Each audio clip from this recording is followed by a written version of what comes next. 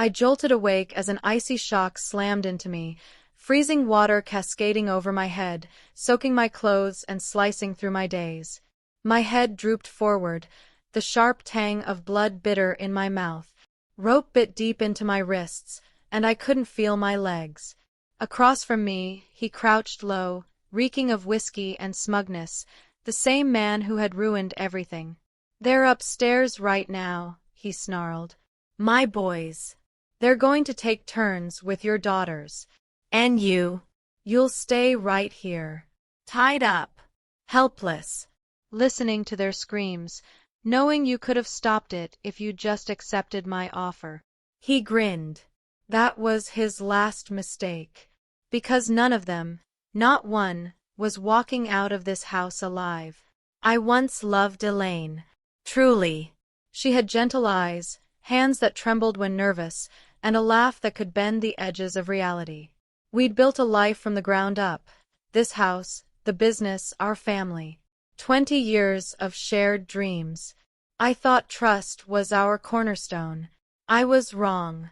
The signs had been there. Long silences that stretched too far. A phone that never left her side. Arguments sparked over nothing, always ending with her storming off. I ignored it. Told myself love could overcome suspicion. That's the lie of the naive. The truth came in fragments. A 2 a.m. call I wasn't meant to see.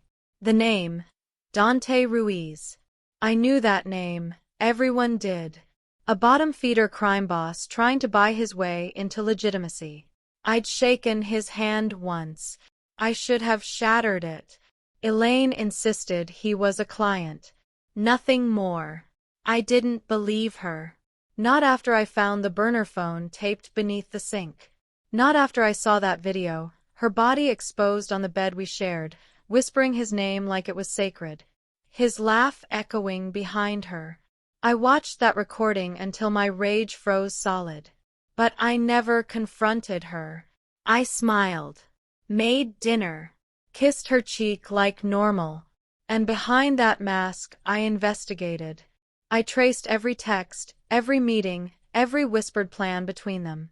I dissected his entire operation like a predator studying prey.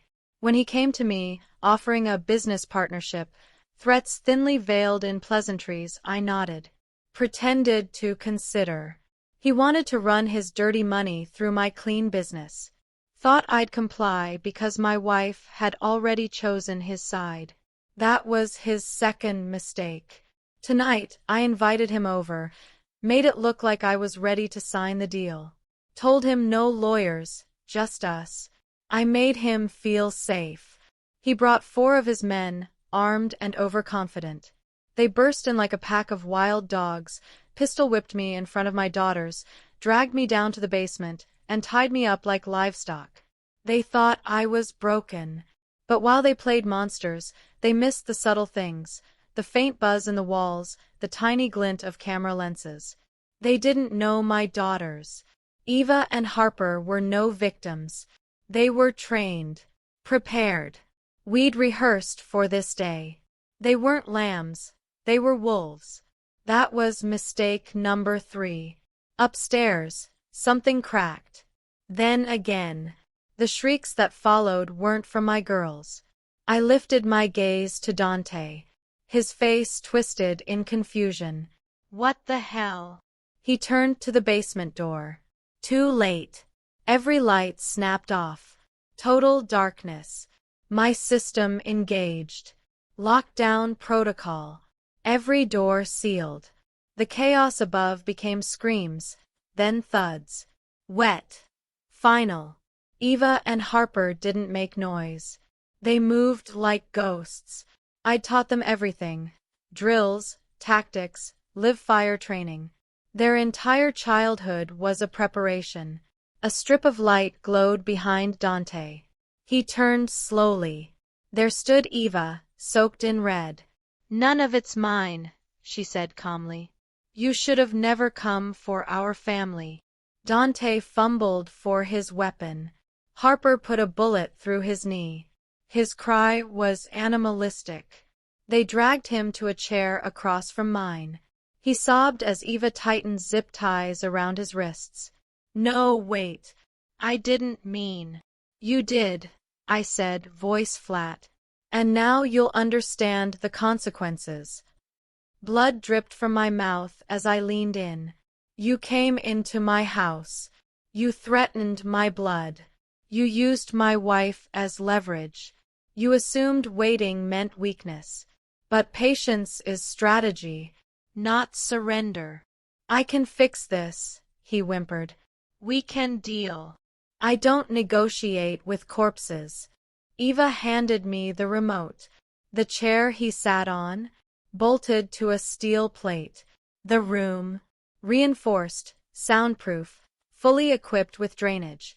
I built it 2 years ago. I pressed the button. His screams didn't last long. When it was over, we cleaned up exactly as practiced. Quiet. Efficient. Elaine never returned. She knew what tonight meant. I'd booked her a one-way flight to Venezuela. Let her run. She was never the point. My daughters were. I stood in the doorway, watching the final trace of blood vanish down the drain. My wrists ached. My knuckles bled. But inside, only silence. We buried the bodies beneath the foundation, under the new wine cellar. Poured the concrete. Left no sign. They say revenge poisons the soul. That it takes something from you. But I didn't lose anything. I took something back. Elaine betrayed love. Dante violated trust. But me, I kept my word. No one harms my family. Not without paying for it in blood.